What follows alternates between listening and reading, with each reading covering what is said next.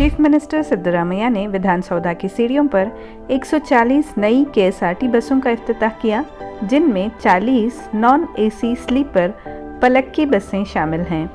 रियासत भर में ख़वातीन के लिए मुफ्त शक्ति स्कीम के बाद बसों की मांग में इजाफा हुआ है।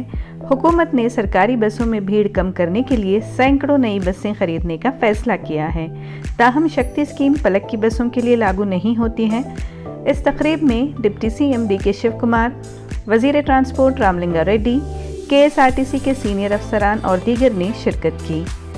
40 बसों में से 30 बसें रियासत के अंदर चलेंगी और 10 को बैन रियासती सफ़र के लिए इस्तेमाल किया जाएगा। पलक्की बस में 30 स्लीपर बर्थ्स हैं।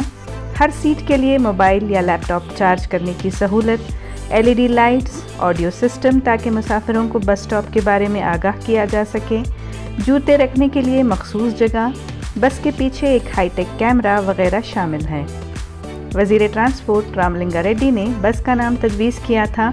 हालांकि केएसआरटीसी की कई नॉन एसी स्लीपर बसें चलती हैं, लेकिन ये पहला मौका है जब कॉरपोरेशन ने इसके लिए कोई नाम दिया है।